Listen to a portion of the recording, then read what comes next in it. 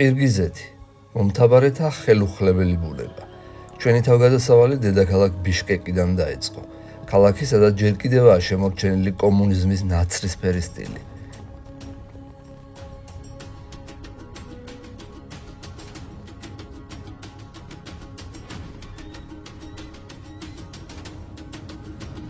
პირველი გაჩერება ჩონ-კემინის ხეობა.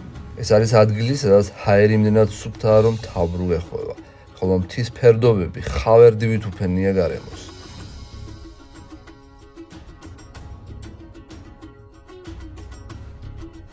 შეხედეთ ამ სივრცეს, ეს არის ისიკ-კული, მსოფლიოში ერთ-ერთი ყველაზე ღრმა და დიდი მთების ტბა. ყირგიზები მას აზიის მარგალით ეძახიან. წყალი აქ იმდენად გამჭვირვალეა, რომ ცისა და მთების ანარებში ზღვარი იშლება.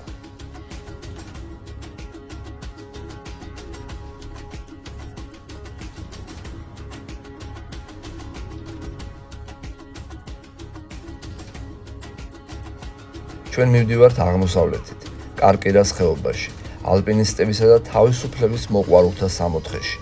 ეს არის ხელუხლებელი, ველური ბუნება, სადაც მხოლოდ ქარისა და არწივების ხმა ისმის.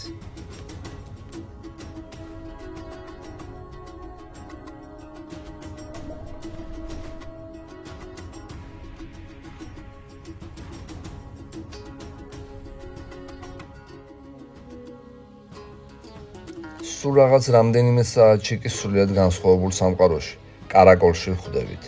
ეს ქალაქი ნამდვილი კულტურული კოქტეილია. მისი ხის უნიკალური არქიტექტურა, საუკუნოვანი ისტორია და სხვადასხვანაირი კულტურის სინთეზი გაფიქრებინებს, რომ ძველი აბრეშუმის გზის ერთ-ერთ საიდუმლო გაჩერებაზე აღმოჩნდი.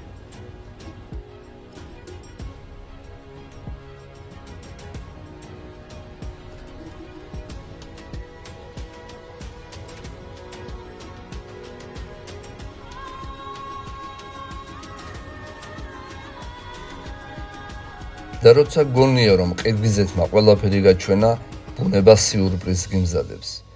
ჟეტი ოღუზი, ეს უბრალოდ სხვა პლანეტაა, ნამდვილი ზღაპარი, სადაც ქარმა და წვიმამ თიხისგან საოცარი სასახლეები და ციხესიმაგრეები გამოძერწა. აქ სიარულსაც გონია, რომ მარსზე დააბიჯე ფერები ყოველ წუთს იცვლება და თვალს ვერ წყვეტ ამ საოცრებას.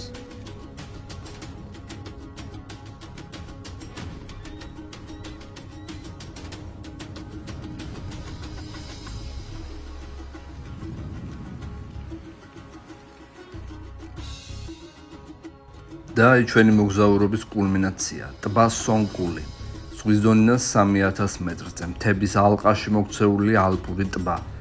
აქ ტელეფონს კავშირი ეკარგება, მაგრამ სწორედ აქ პოულობ ნამდვილ კავშირს სამყაროსთან.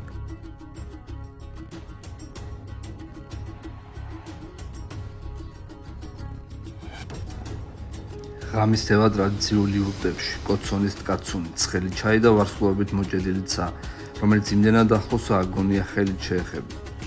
ეს არის მომთაბარეთა ნამდვილი ცხოვრება, რომელიც საუკუნეები არ შეცვლილა.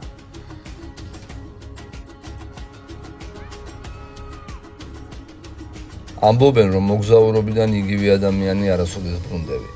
ყირგიზეთმა მასწავლა, რომ ნამდვილი ფუფუნება არა კომფორტში, არამედ აი ამ უსასრულო თავისუფლებაშია. აქ მთების სიჩუმეში ხვდები თუ რამდენი რამ გვავიწყდება ადამიანებს ყოველდღიურ ქაოსში.